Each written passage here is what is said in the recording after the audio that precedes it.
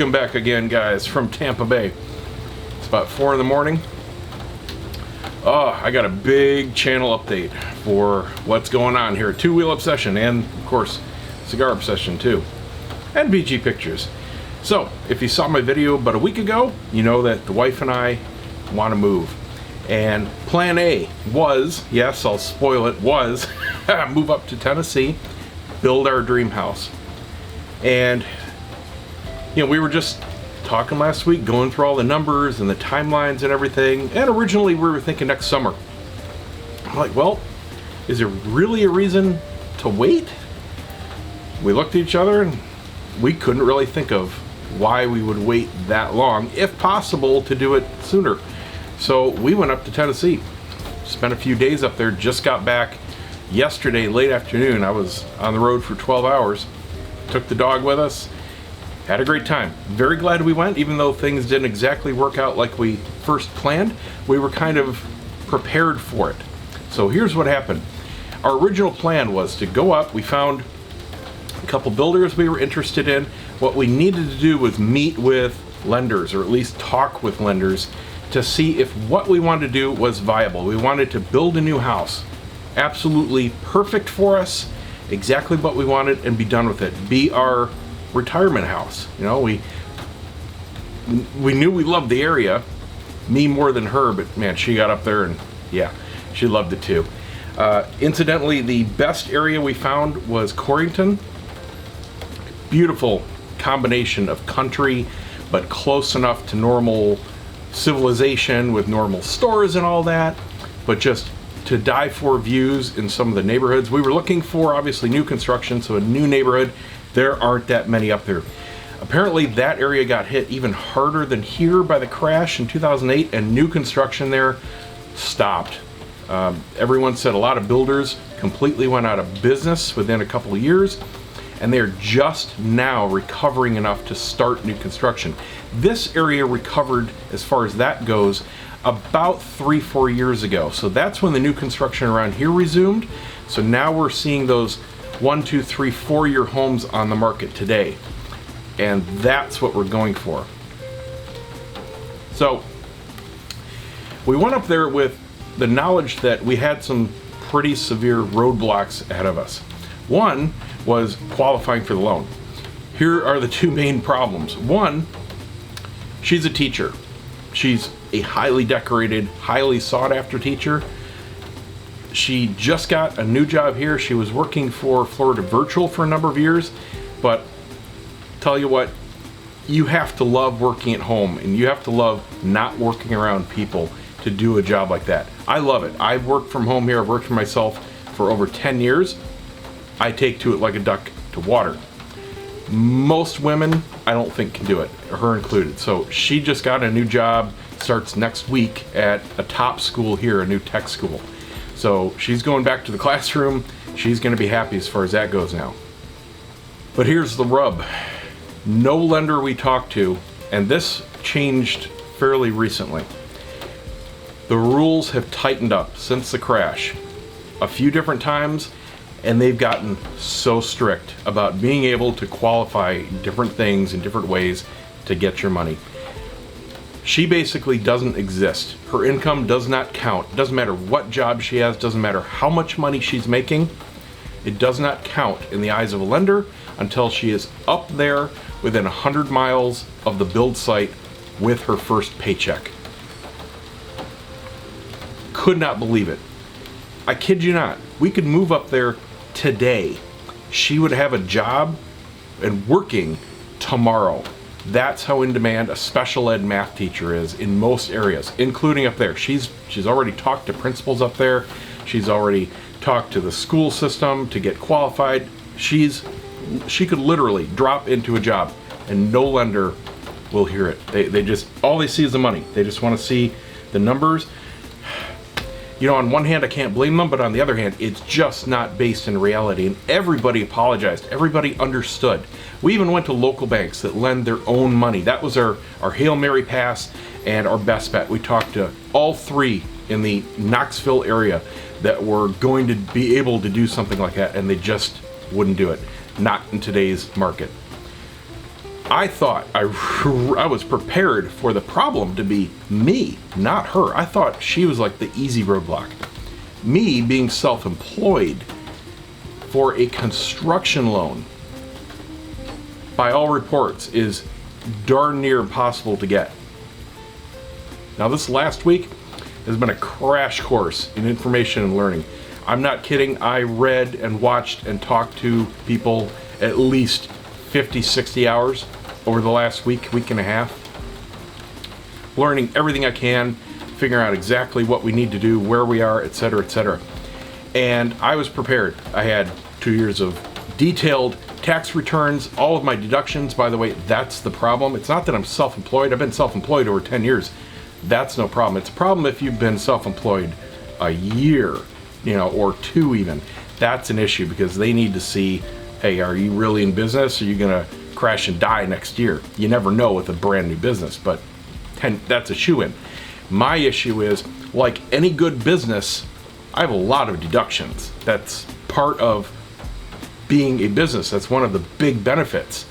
You can write off tons of stuff to greatly reduce, or in some cases, eliminate your tax bill, which you should be doing. What I didn't know was that's exactly what you don't do when you want to apply for a mortgage. And it's bullshit. It is such bullshit. Basically, here's what they want you to do. Because the whole problem is, say for example, you have a gross income, self-employed, of $100,000. You have lots of deductions, and on your tax return, it all boils down to your adjusted gross income. Basically, your real income, your gross income, minus all those deductions, which you do for tax purposes, because you're taxed on that final adjusted gross income. Do you want to pay tax on $100,000 or do you want to pay tax on $50,000? You want to pay tax on $50,000, right? Well, on a mortgage, they don't look at your gross income anymore. They look at your adjusted gross income. Now, some of those deductions go back, so it's not quite as bad, but only about 10% in most cases. It's still bad. So basically, your income is cut in half of what it really is in the eyes of the lender. So if you're thinking about getting a mortgage, or in my case, a construction loan, and you're self-employed, be prepared for that. What they want you to do, this is ridiculous. They want you to do 2 full years of your taxes without deductions, to artificially boost that adjusted gross income number, just for the privilege of applying for a mortgage, which, yes, means you pay 2 years of insane taxes. In my case, tens of thousands of dollars, probably close to $30,000 in tax that I wouldn't otherwise be paying, just for then 2 years later to be able to apply for a mortgage, to get that number higher. It just blows my mind, okay? But there are some lenders out there that aren't so strict, and they take into account other factors. You can talk to them and you can explain, this is my real income, these are my deductions. They can kind of get an understanding. You can also show them bank statements. It used to be, as little as just a few years ago, there were a lot of lenders that wouldn't go by the adjusted gross income. They would just want your bank statements, which is an honest accounting of your business and your real income. They want to see all your regular income. No problem. If that's all they were looking for, it'd be showing me the money. So I had the last tax returns, all detailed. I had still have 24 months of my last bank statements. I had all my business documents. I was ready to go, to show these lenders, hey, this is everything I need. And it turns out I wasn't the problem. They're like, okay, yeah, we can work with that. And then we got absolutely stumped by her situation. I just couldn't believe it. So, okay, plan A was out. We went on to plan B. Plan B was, okay, we have to get her a job. We have to get her working and her first paycheck in order to then get the mortgage. We knew at that point we would have the mortgage. He said, yeah, if you get that, we'll qualify you, no problem. And we were qualifying we were only looking for a $320,000 construction loan. That was worst case, and we more than qualified for that. So we knew, okay, if we get up there and get her a job, we could actually do it. Then we ran into some, not roadblocks, but serious things to consider. Number one was the fact that if we were just getting a regular house, and this is part of what I've been learning over the last week. If you're just getting a regular house, getting a conventional mortgage, our rate would have been 4.3, 4.4. We have excellent credit right now. And I have plenty for a nice big down payment. Okay, no problem. Very low payments for what we're looking for. We can do that. Construction loans are completely different. Construction loans, what we were looking for is called a single close loan, where you have a 1 year short term, higher and slightly variable rate interest loan called a construction loan. And that is, the bank holds onto the money and gives it to your builder as they're building the house, and then at the end of 12 months, it converts without any closing costs to a conventional mortgage. That's the most economical way to do it. Problem is, and by the way, the benefit of the construction loan is you don't pay the full payments for that year during the house build process. You're just making interest payments. So it's kind of like those really bad situations if you're buying a car and they say, yo, no payments for 6 months. Well, all they're doing is tacking it on to the end of 6 months and getting that extra interest from you. That's what a construction loan is. But if you don't have a choice, I mean, if you don't have 300 grand laying around, that's what you have to do. Interest rates right now, we're quoted at 6%. That's a $250 a month difference compared to a conventional at 4.5. Just a horrible deal. Plus a lot more expenses. We found some great lots, fell in love with some of the views, but a lot of the lots up there require a lot of lot improvements. There's a lot of rolling hills up there. You're going to require at least half basements to shore up the actual foundation to get a level lot. Some require tree clearing. There's just a lot of expenses. So that's why we were looking at a house around 250, but it was going to be 320 in the end for the lot, which is 35 to 50 just for the land, plus all the improvements. It was just adding up real quick. That combined with the interest rate, basically it was going to put us in a position where we weren't going to live comfortably for years, and we are really comfortable right now.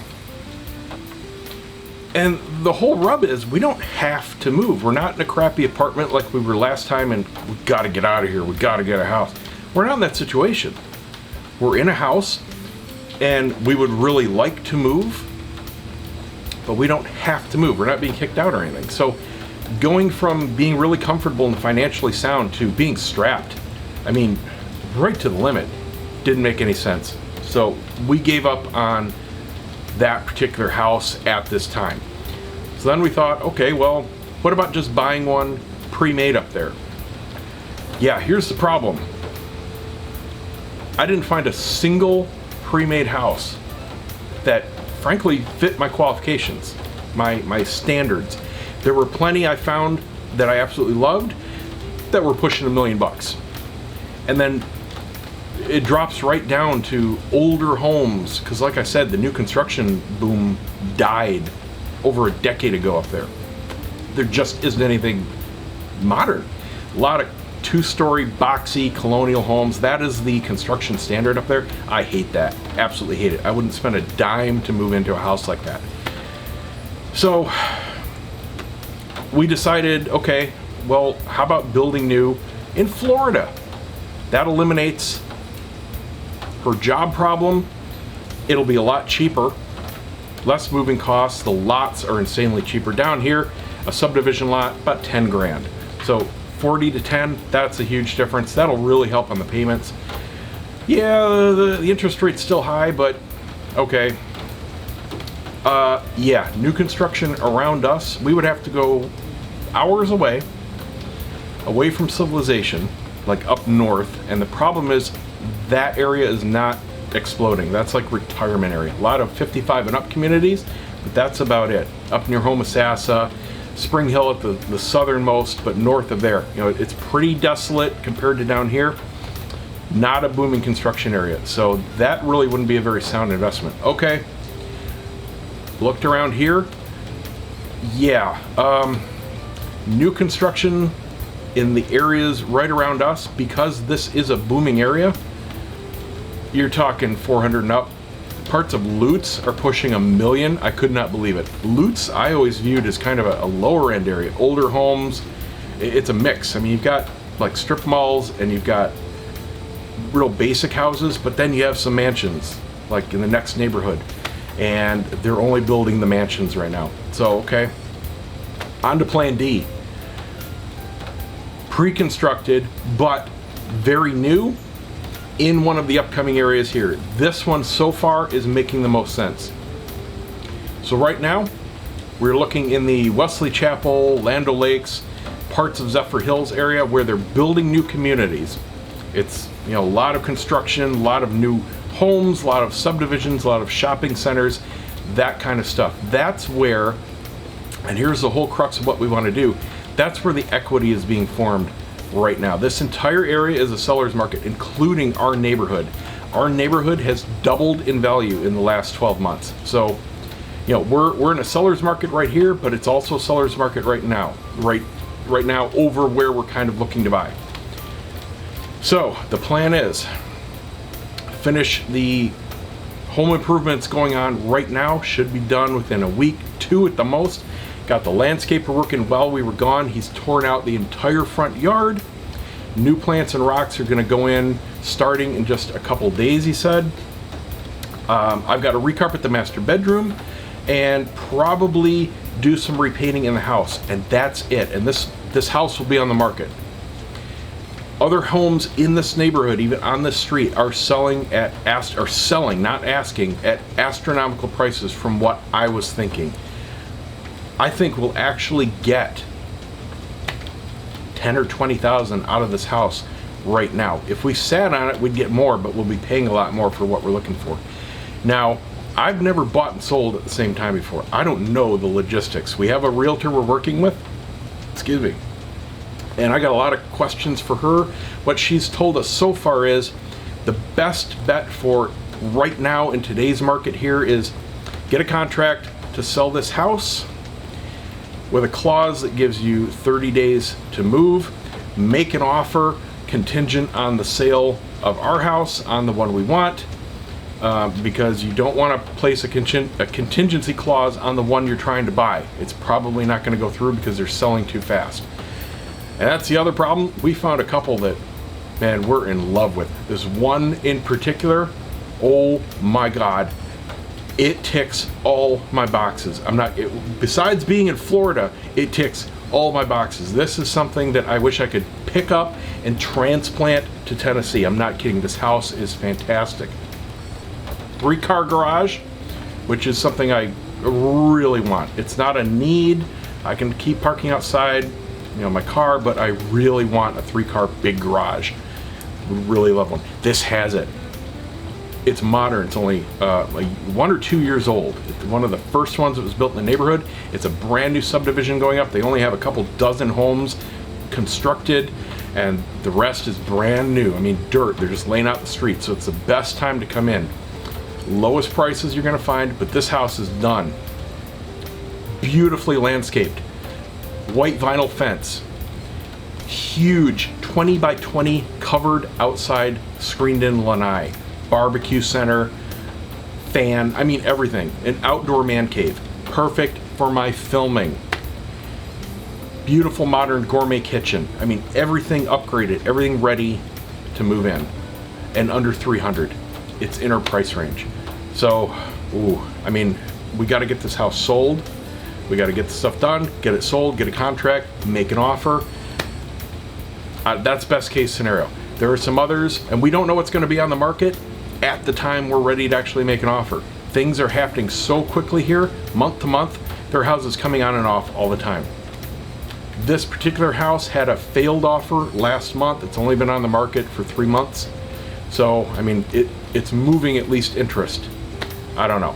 That I'm not even seriously thinking about that particular house because don't know what's going to happen in a month, 6 weeks, whenever we're ready.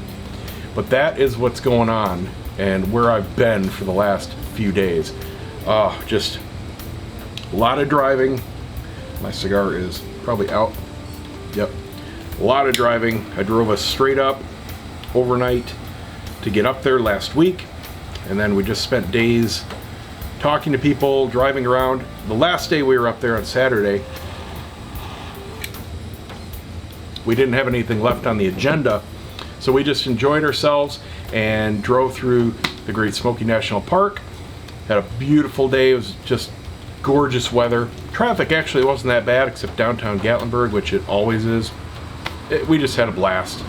And then crashed, and I woke up like 3 in the morning in the hotel, and I said, let's go. So drove straight through, 12 hours on the road, got home, unpacked the car, and crashed.